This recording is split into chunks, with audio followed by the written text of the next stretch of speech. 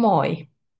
Mä olen Anne Merenlahti yrityksestäni Ilon Kilsat ja tämä on arjen kuormittavuus juoksuharrastuksen jarruna webinaari. Eli tervetuloa mukaan webinaariin. Olet varmastikin juoksija tai jonkinlainen urheilija, kun olet tänne löytänyt tiesi. Minä olen juoksija, olen aina nauttinut juoksemisesta jo lapsena, mutta vasta ehkä 15 vuoden ajan harrastanut juoksua tavoitteellisesti. Ja tämä webinaari lähti ideasta, että useilla juoksijoilla mä olen nähnyt ympärilläni haasteita sovittaa arki ja se juoksuharrastus niin, että se ei ole liian kuormittavaa. Mutta lähdetään katsomaan tarkemmin tätä webinaarin sisältöä. Mä jaan tästä mun näytön ja päästään pureutumaan suoraan aiheeseen.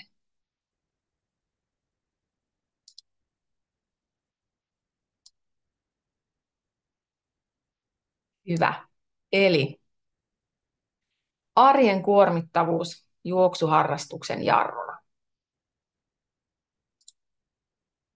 Ensin mä kerron itsestäni ja vähän taustoistani, miksi ollaan tässä. Sitten mä pureudun tähän arjen kuormittavuuteen, kerron vähän millaisia asioita siellä voi olla, millaisia oireita se voi aiheuttaa. Sen jälkeen tehdään harjoitus, jossa sinä kartoitat sun arkeasi. Ja sen jälkeen mä kerron sit, mistä voit saada apua, miten sä pääset rakentamaan sitä kokonaisuutta uudelleen. Ja viimeiseksi mä sitten annan sulle tällaisen pienen bonuksen siitä, että sä olet katsonut webinaarin. Mutta mennäänpäs eteenpäin. Eli minusta. Olen tosiaan Anne, 48-vuotias juoksuharrastaja, intohimoinen juoksija. Perustin tuossa joitakin kuukausia sitten Ilon Kilsat sen takia, että mä haluan jakaa tätä juoksun ilosanomaa ja myöskin sitä kokonaisvaltaista hyvinvointia, mikä se juokseminen ja muu elämä kokonaispakettina tarjoaa. Mulla on tosiaan 2 teini-ikäistä lasta. Mä olen ratkaisukeskeinen valmentaja ja toimin myös juoksuohjaajana. Mä oon aina rakastanut juoksua, mutta vasta lasten syntymän jälkeen mä oikeastaan rupesin niin kuin tavoitteellisesti juoksemaan. Mä halusin juosta ensin puolimaratonin ja sitten maratonin ja sitä myötä mä oonkin sitten juossut useita sekä puolikkaita että kokonaisia maratoneja ja sitten myöskin 10 kisoja, 5 kisan, mutta myöskin muutaman ultrakisan. Et muutaman tuommoisen polku-ultran olen juossut ja pisimmillään 100 kilometriä. Eli kokemusta on juoksemisesta ja nyt tosiaan myöskin juoksun ohjaamisesta. Ja mä oon tässä vuosien varrella nähnyt mun lähipiirissä paljon ruuhkavuosien tuomaa väsymystä. Et siellä voi olla stressaavaa työtä, voi olla lapsiperhearkea, voi olla omista vanhemmista huolehtimista. Ja siinä samalla, jos yrittää harrastaa juoksua tavoitteellisesti tai jotain muuta lajia, crossfittiä tai kuntosaliharrastusta tai jotain, jos siitä haluaa kehittyä, niin sit pitäisi myöskin se koko paketti olla sitä kehitystä tukevaa. Ja aina se ei sitä ole. Ja silloin voi tulla erinäköisiä oireita, kun sit keho ja mieli ei enää jaksakaan sitä rumpaa. Eli sitten voi kokea olevansa koko ajan väsynyt ja ärtynyt ja kiukkunen ja tuntuu, että pienikin vastoinkäyminen voi kaataa koko sen paketin. Voi olla ihan särkyjä, kolotuksia, voi olla flunssakierrettä, voi nukkua huonosti, voi olla vatsavaivoja. Nämä oireet on hyvin moninaiset ja ne kertoo siitä, että kroppa yrittää varoitella siellä, että tällä menolla mä en ehkä jaksa enää pitkään. Ja sen takia mä lähdin sitten kehittelemään tällaista verkkokurssia avuksi tähän ja siitä sitten myöskin tätä webinaaria. Ja joskus se arki on niin kuormittavaa, että sen arjen vaatimukset vaikuttaa ihan kaikkiin osa-alueisiin. Aina se tehokas juoksutreeni rankan työpäivän jälkeen ei olekaan enää tasapainoa sille työlle, vaan se on vain lisää kuormaa keholle. Arjen stressi voi syödä sen kehityksen juoksijana tai muuna urheilijana. Keho ei osaa eritellä, mistä se kuormitus johtuu, vaan kaikki kuorma on vain stressiä keholle. Tavallaan siinä, jos arki on jo stressaavaa, työ voi olla todella raskasta pienet lapset voi valvottaa ja lasten kuskaaminen harrastuksiin voi olla aikaa vievää ja stressaavaa, niin silloin se juoksuharrastus tai joku muu laji, niin se on vaan vähän niin kuin tortta po tortta, että sitten vaan niin kuin lisätään sitä kuormaa sille keholle, ja jos ei se koskaan saa palautua kunnolla, niin siitä ei sitten pidemmällä ajalla hyvää seuraa.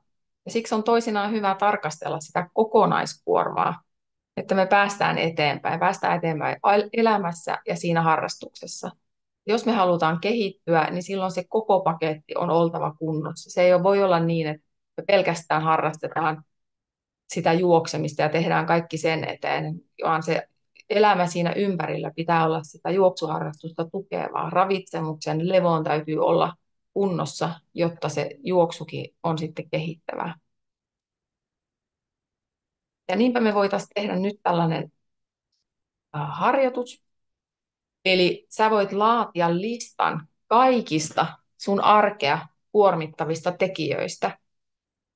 Sä voit listata ihan mitä vaan asioita siellä sun elämässä on. Onko se kiire, kun sä viet lapsia päiväkotiin? Tai ehkä sä joudut huolehtimaan omista vanhemmista. Tai sitten sulla on joku stressaava työtehtävä tai projekti. Tai sitten kotityöt, pihahommat, ihan mitä vaan. Ruoanlaitto tai kaupassa käyntikin voi olla semmoinen stressaava tekijä, jos sä aina oot vaikka siellä kaupassa väsyneenä töiden jälkeen. Toivottavasti sulla on muistiinpanovälineet siinä lähellä. Kirjoita ylös ihan kaikki asiat ja kirjoita ne mahdollisimman yksityiskohtaisesti. Eli ei pelkästään se työstressi, vaan avaa sitä sinne itsellesi tarkemmin, että mikä siellä työssä stressaa. Onko se vaativa esimies, onko se joku työtehtävä tai ehkä se työaika ei sovi sulle. Ihan mikä vaan, sä voit kirjoittaa kaikki ne asiat, mitä tässä tulee mieleen, mitkä kuormittaa sun elämää, mistä sä koet, että sä saat vaan stressiä, mikä syö sun energiaa ja vie sitä iloa sun elämästä. Ja koska tämä on tallenne, niin sä voit pistää hetkeksi tämän pauselle ja laatia sitä listaa kaikessa rauhassa, niin ei viedä tästä webinaarin ajalta sitä aikaa, vaan mennään eteenpäin. Eli kun se sun lista on valmis, sä voit lähteä työstämään sitä. Eli sä voit jakaa sen 3 eri kategoriaan. Ensimmäiselle listalle sä voit kerätä niitä asioita, joista sä voit yksin päättää, jotka on täysin sun hanskassa. Eli esimerkiksi syötkö sä kunnon aamiaisen? Aikuisena ihmisenä me jokainen päätetään siitä, että mitä me syödään ja syödäänkö. Eli jos se sun haaste on vaikka se, että sä et ehdi syödä mukamassa sitä aamiaista, niin kirjoita se tähän listalle. Sitten sinne seuraavalle listalle sä voit kirjoittaa ne asiat, joihin sä voit vaikuttaa. Sä et voi täysin niistä päättää, mutta sä voit ainakin vaikuttaa niihin. Eli esimerkiksi nukkumaanmenoaika.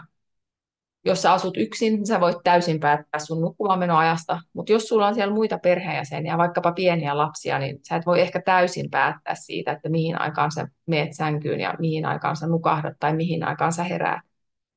Mutta ainakin sä pystyt vaikuttamaan siihen. Sä voit vaikka keskustella sun puolison kanssa, että voisiko hän ottaa lapset joku ilta, sä pääsetkin aikaisemmin nukkumaan, tai voisitteko te vuorotella sen kanssa, että kumpi herää esimerkiksi lasten kanssa yöllä, jos semmoisia on tarvetta. Mutta kirjoita tähän listaan kaikki ne asiat, joihin sä voit jollain tavalla vaikuttaa. Ja sitten siihen 3. listaan sä voit kirjoittaa asioita, joista sä et voi päättää ja joihin sä et voi millään tavalla vaikuttaa. Eli esimerkiksi vaikka säätila on semmoinen asia. Sä et voi sille mitään, jos ulkona sataa kaatamalla vettä. Tai sä et myöskään voi sille mitään, että jos vaikka yön aikana on satanut 20 senttiä lunta, eikä se aura-auto ole vielä käynyt siellä, että sä pääsekään sen takia lenkille. Tai vaikka joku lapsen kehitysvaihe, että jos lapsella vaikka tulee hampaita ja hän herää keskellä yötä monta kertaa, niin se on semmoinen asia, mikä tällä hetkellä ei ole sun käsissä.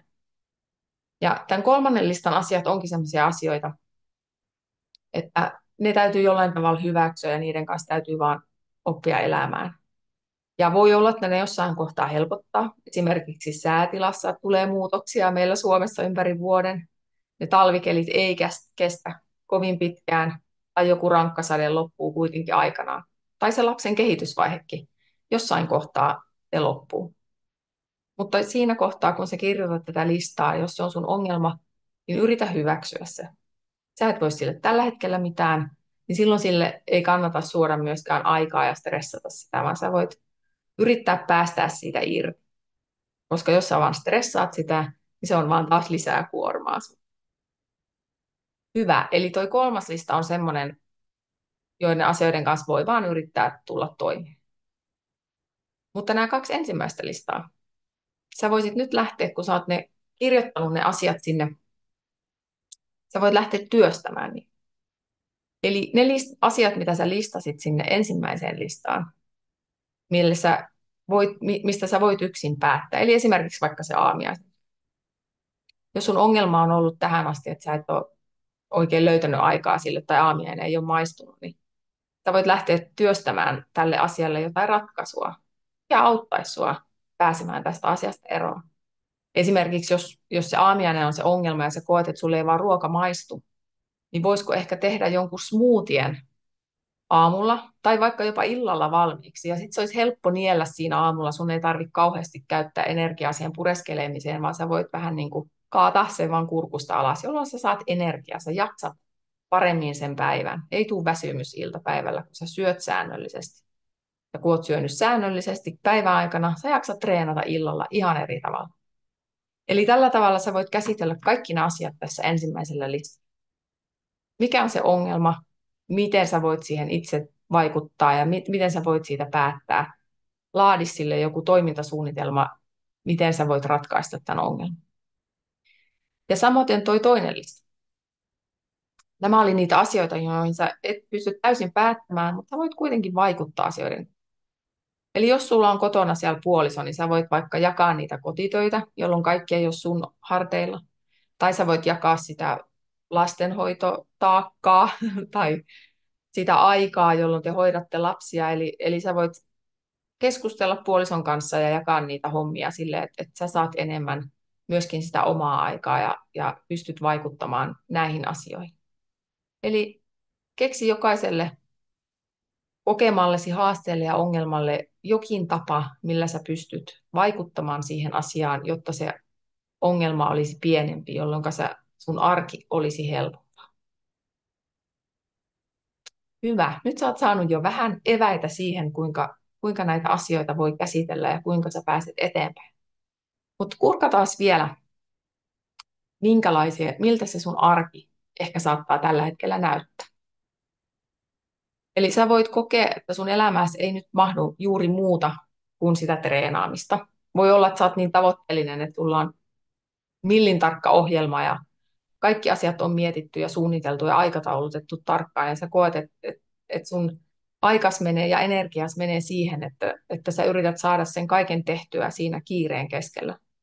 Ja sä koet ehkä, että sun elämään ei mahdu kerta kaikkiaan mitään muuta kuin sitä treenaamista tai sen ajattelemista tai suunnittelua tai aikataulua. Tai ehkä sun arjesta on tullut jo harmaata ja ilotonta. Siitä on kadonnut jo kaikki värit.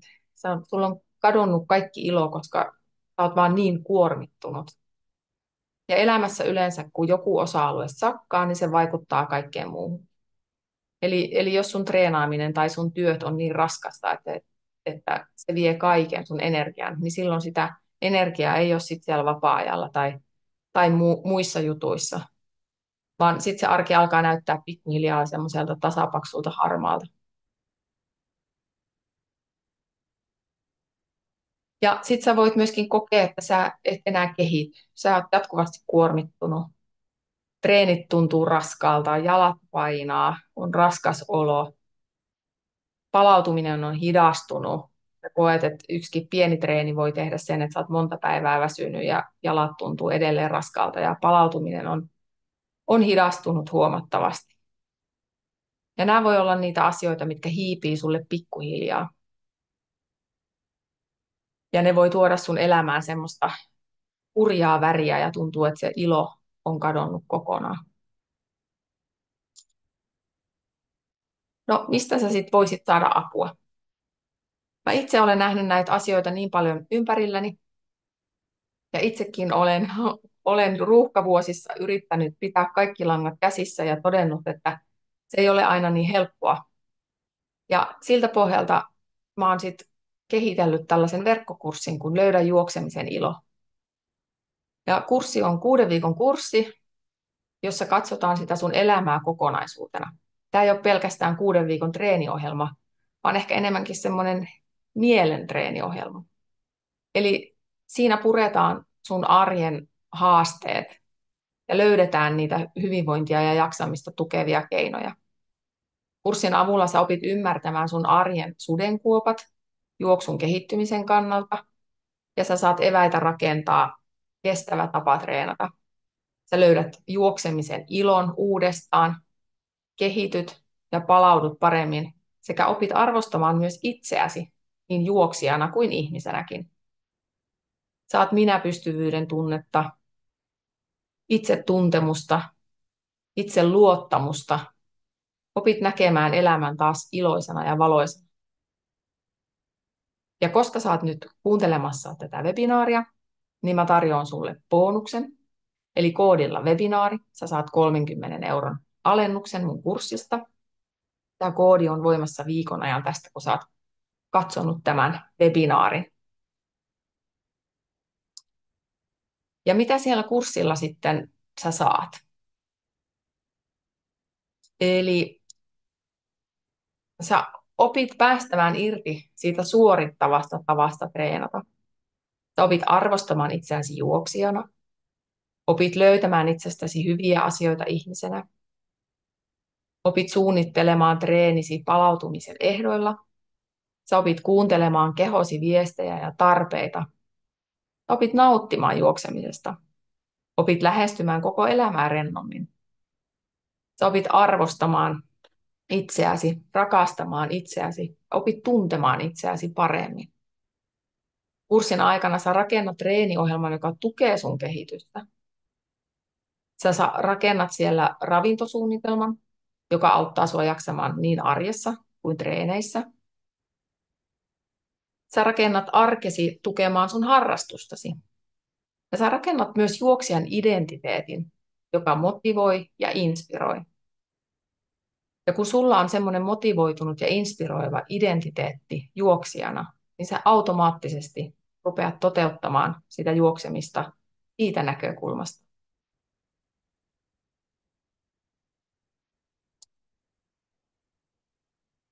Ja kyseessä on tosiaan 6 viikon kurssi, joka normaalisti maksaa 349 €. Mutta nyt kun sä saat tämän webinaaribonuksen 30 € alennusta, niin sä saat rajoitetun ajan. Kurssin hinta on 319 €. Ja kurssilla tehdään erinäköisiä harjoituksia, vähän niin kuin toi äskeinen harjoitus, mikä tehtiin, jotka avaa sulle sun elämän haasteita, niitä iloja ja ongelmakohtia. Siellä on myös meditaatioharjoituksia, on juoksumeditaatiota, rentoutusta. Siellä käydään ravitsemusta ja sitä palautumista. Ja siellä on monenlaista koko elämään vaikuttavia harjoitteita. Mutta tämän kurssialustan lisäksi siellä on myös suljettu Facebook-ryhmä, jossa sä saat vertaistukea muilta kurssilaisilta ja jossa minä olen siellä läsnä myös, eli minä vastailen kysymyksiin, sparrailen ja tuen. Ja tämän lisäksi sä saat nyt 30 minuutin etävalmennustuokion minun kanssani Zoomissa. Eli Zoomin välityksellä niin pystyn auttamaan ihan vaikka olit missä päin Suomea tai maailmaa tahansa. Ja tuossa tuokiossa me pystytään kartoittamaan niitä sun omia henkilökohtaisia ongelmia ja haasteita ja päästään pureutumaan niihin. Eli saat myöskin tämän niin kuin verkkokurssin lisäksi myöskin tämmöistä ihan henkilökohtaista valmennusta. Ja tosiaan mä lähetän sulle tämän webinaarin jälkeen sähköpostin, jossa sä saat sitten lisää tietoa, miten pääset mukaan tuohon kurssille ja saat käytettyä sen sun bonuksen ja muistutan sitä vielä siinä sähköpostissa, jonka sä sitten saat. Mutta tässä kohtaa mä kiitän sua, että olit mukana. Sä annoit mulle näin paljon aikaa. Toivottavasti sä sait tuosta harjoituksesta itsellesi jo vähän työkaluja siihen, mitä sä pystyt purkamaan sun tämänhetkistä tilannettasi. Kiitos sulle ja toivottavasti nähdään kurssilla. Moi moi!